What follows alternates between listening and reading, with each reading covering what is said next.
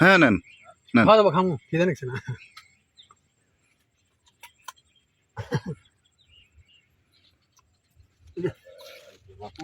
আগেরটা কি মোটামুটি ভালো লাগছে? ভালো হয়েছে, এইটা খাওয়া দেখি। একটু ভালো লাগছে রে, তারপরে কচিটা মুছেন বাবা।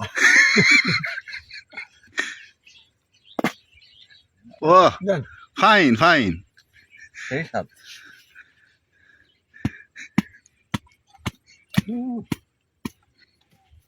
খুব স্বাদ। সেই স্বাদ ভাইরাল। আরে কিছু দিস না। আগে তুই এটা স্টার্ট করে না। বিসমিল্লাহ। আহ,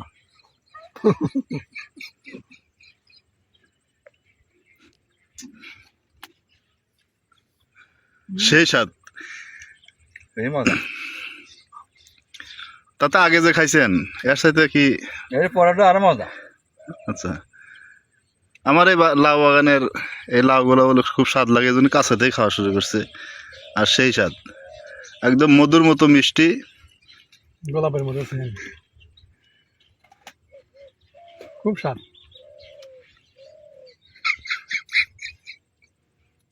খুব স্বাদ, এটা আরো বেশি স্বাদ। বললাম যে কাছে নিয়ে আসি রে। খাওয়াতে হয় না। তাতে আর সেই মজা।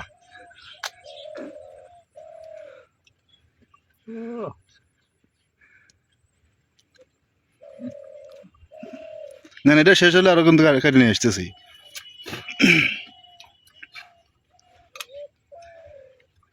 এই চোচা হতে ভালো স্বাদ।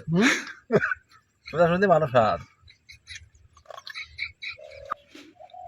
চোচা খাই দাও তো, মশমশা। খুব স্বাদ না, সুসাদটা খুব স্বাদ। ও তাই তো, সুসাদটাই বেশি স্বাদ।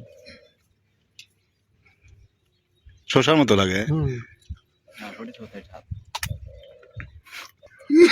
আচ্ছা, আপনারা আগে জানলি করে তো, আগে জানলি পরে তো মোটামুটি চাল অর্ধেক আগারানি, তাহলে তো না আসলে হ্যাঁ আসলে দাদা গলা হওয়া ছিল আগে খাওয়া ছিল আমার। এত স্বাদ যে কাঁচা দাও তাতে আগে জানছিলাম না।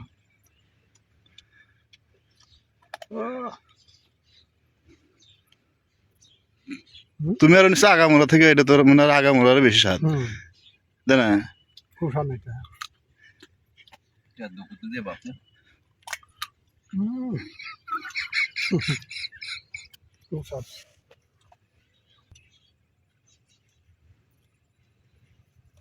না আসলে স্বাদ।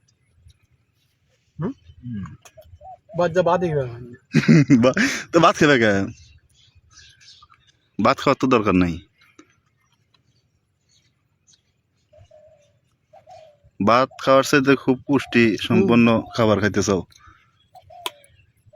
এ বিভিন্ন উপকার আছে। পেটে সমস্যা থাকলে ঠিক হয়ে যাবো, হজম শক্তি বাড়াইবো, ঠিক আছে। আর গ্যাস ট্যাস থাকলে সেগুলো ইয়ে হয়ে যাবে। এটা আল্লাহর এক নিয়ামত, বুঝছেন। এবং এ লাউ কিন্তু আপনার আল্লাহ রাসূলের খুব প্রিয় খাবার আছিল। দৈনিক টালে এসে 2টা করে কাঁচা লাউ খাই। তো এটা তো আর আমি আগে জানি না, তুমি তো এইভাবে খাইতে খাইতে তো আমার লাউ এখন তো অর্ধেক নাই, আমার কাছে লাউ তো অর্ধেক নাই। আমার 3 দিন হলে পাহারা আনা, এই জন্য খালি অর্ধেক লাউ নাই, মোটামুটি শেষ পর্যায়ে চলে আসছে।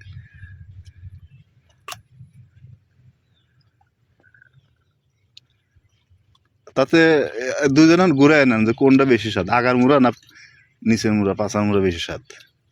না এটা আগার মুড়া না গোড়ার মুড়া, এটা কি গোড়া মোড়া নামায় খুব স্বাদ লাগতো।